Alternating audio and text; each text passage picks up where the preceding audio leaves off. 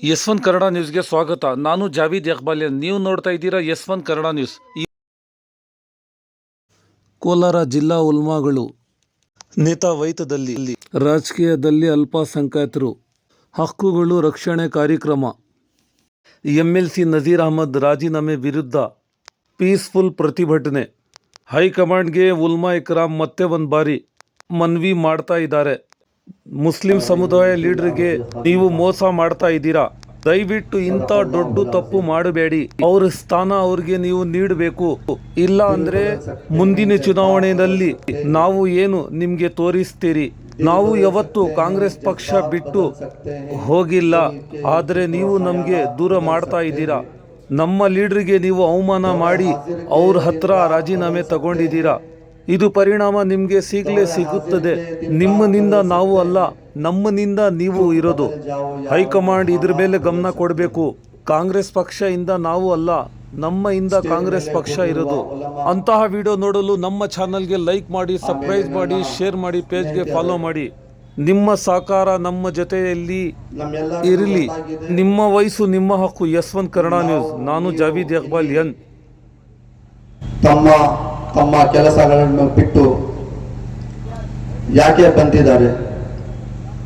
ಈಗ ಎಲ್ಲರೂ ತಿಳಿದಿರುವಂತೆ ಇತ್ತೀಚೆಗೆ ದಾವಣಗೆರೆ ಚುನಾವಣೆಯ ಸಂದರ್ಭದಲ್ಲಿ ಮುಸ್ಲಿಂ ಸಮುದಾಯಕ್ಕೆ ಟಿಕೆಟ್ ನೀಡದೆ ಅವರನ್ನು ಅವಕಾಶದಿಂದ ವಂಚಿಸಲಾಗಿದೆ ಎಂಬ ಅಭಿಪ್ರಾಯ ವ್ಯಕ್ತವಾಗಿದೆ. ಅದರ ನಂತರ ಕಾಂಗ್ರೆಸ್ ಪಕ್ಷ ಸಚಿವರಾದ ಅಬ್ದುಲ್ ಜಬ್ಬಾರ್ ಅವರನ್ನು ಹುದ್ದೆಯಿಂದ ತೆಗೆದುಹಾಕಲಾಗಿದೆ. ಅದರ ತಕ್ಷಣವೇ ಕೋಲಾರದ ಮತ್ತು ಕರ್ನಾಟಕ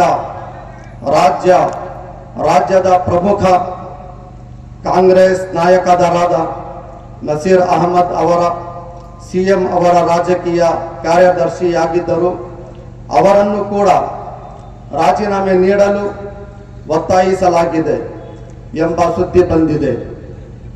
ಈ ರೀತಿಯಾಗಿ ಕಾಂಗ್ರೆಸ್ ಪಕ್ಷವು ಮುಸ್ಲಿಂ ರಾಜಕೀಯವನ್ನು ನಿರ್ಲಕ್ಷ್ಯ ಮಾಡುತ್ತಿದೆ ಎಂಬ ಭಾವನೆ ಮೂಡುತ್ತಿದೆ. ಇದರಿಂದ ಮುಸ್ಲಿಂ ಸಮುದಾಯದಲ್ಲಿ ನಿರಾಸೆ ಉಂಟಾಗಿದೆ. ಅವರ ನಿರ್ಧಾರಗಳು ಮುಸ್ಲಿಂ ನಾಯಕರೊಂದಿಗೆ ಅವರ ವರ್ತನೆ ಹಾಗೂ ಮುಸ್ಲಿಮರ ಸಮಸ್ಯೆಗಳ ಕಡೆ ಗಮನ ಕೂಡಿದಿರುವುದು, ಈ ಎಲ್ಲವನ್ನು ಜನರು ಗಮನಿಸುತ್ತಿದ್ದಾರೆ ಮತ್ತು ಸಹಿಸುತ್ತಿದ್ದಾರೆ. ಇಂದು ನಾವು ಇಲ್ಲಿ ಸೇರುವುದು ಈ ವಿಷಯದ ಬಗ್ಗೆ ನಮ್ಮ ಸಂದೇಶವನ್ನು ರಾಜ್ಯ ಸರ್ಕಾರ ಮತ್ತು ಕಾಂಗ್ರೆಸ್ ಪಕ್ಷದ ಹೈಕಮಾಂಡ್, ಕಾಂಗ್ರೆಸ್ ಪಾರ್ಟಿಗಳ ಹೈಕಮಾಂಡ್ಗೆ ತಿಳಿಸಲು. ಈ ನಿರ್ಧಾರಗಳು ಮುಸ್ಲಿಮರ ವಿರುದ್ಧ ಅನ್ಯಾಯ ಮತ್ತು ದ್ವಂದ್ವ ನೀತಿಯ ಲಕ್ಷಣಗಳಾಗಿವೆ ಎಂದು ನಾವು ಭಾವಿಸುತ್ತೇವೆ. ಈ ನಿರ್ಧಾರಗಳಿಂದ ಮುಸ್ಲಿಂ ಸಮುದಾಯದ ಮತ್ತು ಅವರ ನಾಯಕತ್ವದಲ್ಲಿ ಅಸಮಾಧಾನ ಇದೆ. ನಾವು ವಿನಂತಿಸುವುದೇನೆಂದರೆ ಮುಸ್ಲಿಂ ನಾಯಕತ್ವಕ್ಕೆ ಮತ್ತೆ ಅವಕಾಶ ನೀಡಬೇಕು ಮತ್ತು ಅವರನ್ನು ಗೌರವದಿಂದ ನೋಡಬೇಕು. ಚುನಾವಣೆಯ ಸಮಯದಲ್ಲಿ ಮುಸ್ಲಿಂ ಸಮುದಾಯದಿಂದ ಬೆಂಬಲವನ್ನು ಪಡೆಯಲಾಗುತ್ತದೆ ಮತ್ತು ಅನೇಕ ಭರವಸೆಗಳನ್ನು ನೀಡಲಾಗುತ್ತದೆ. ಆದ್ದರಿಂದ ಆ ಭರವಸೆಗಳನ್ನು ನೆನಪಿನಲ್ಲಿ ಇಟ್ಟುಕೊಂಡು ಅವುಗಳನ್ನು ನೆರವೇರಿಸುವುದು ಮುಖ್ಯ. ಮುಂದಿನ ದಿನಗಳಲ್ಲಿ ಸಮುದಾಯಗಳ ವಿಶ್ವಾಸವನ್ನು ಕಾಪಾಡುವ ಕ್ರಮಗಳನ್ನು ತೆಗೆದುಕೊಳ್ಳಬೇಕು. ಎಲ್ಲ ಸಮುದಾಯಗಳೊಂದಿಗೆ समानवागी वर्तिसुವುದು अत्यागत्य। तो दोस्तों बुजुर्गों, ये दो चार बातें कन्नड़ जबान में हुकूमत तक पहुंचाने के लिए थी। बस यही दरख्वास्त करते हुए कि हमारे उलमा इकराम ने मुख्तलिफ पहलुओं के जरिए आप हज़रात के सामने अपनी कीमती बातों को रखा है। बस इतनी गुजारिश है, अपने सफ़ों में इत्तेहाद पैदा करें, आपस में भाईचारा पैदा करें और अपने आमाल को दुरुस्त करें। इसलिए कि हालात बदलने वाले अल्लाह ताला है, हालात लाने वाले अल्लाह ताला है।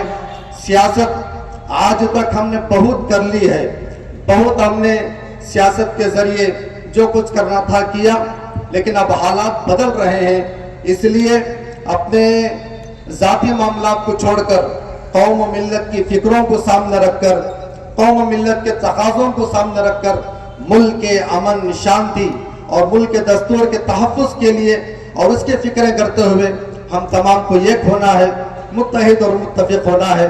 और आखिर में हुकूमत से यही मुतालबा है कि जो कुछ मुसलमान लीडर और लीडरी के ताल्लुक से जो गफलतें की जा रही हैं, जाने अनजाने में मुस्लिम लीडरशिप को दरकिनार करने की साजिशें हैं, कोशिशें हैं, ये चीज़ें ना करें। इसलिए कि आज जो कांग्रेस पार्टी का वजूद है वो हमारे से ये वजूद है, ये कांग्रेस का वजूद नहीं था। आज़ादी से पहले हमारे उलमा ने और मुस्लिम क़ियादत ने इन लोगों के अंदर एहसास पैदा कराया, आज़ादी का जज्बा पैदा कराया, इस पार्टी को खड़ा किया और इसके लिए मुकम्मल ताउन मुस्लिम समाज से और जितने मिनॉरिटीज़ हैं और पिछड़े तबकात हैं उनके ज़रिए से पार्टी को मजबूत किया, जिसकी बिना पर आज कांग्रेस इसका वजूद बाकी है। लिहाजा इन चीज़ों का ख्याल करते हुए, आइंदा आने वाले दिनों का ख्याल करते हुए मुसलमानों के साथ जो नाइंसाफ़ी और जो उनके हुकूक को मानने की कोशिश की जा रही है और उनके लीडरशिप को ख़त्म करने की साजिश की जा रही है, इससे बाज आ जाए, इससे रुक जाए और जो हमारे हुकूक हैं और सारे इंसानियत के जो हुकूक हैं उसको पूरा करने वाले बने। बस मैं इन्हीं बातों पर अपने बात को ख़त्म करता हूँ। अस्सलामु अलैकुम व रहमतुल्लाह।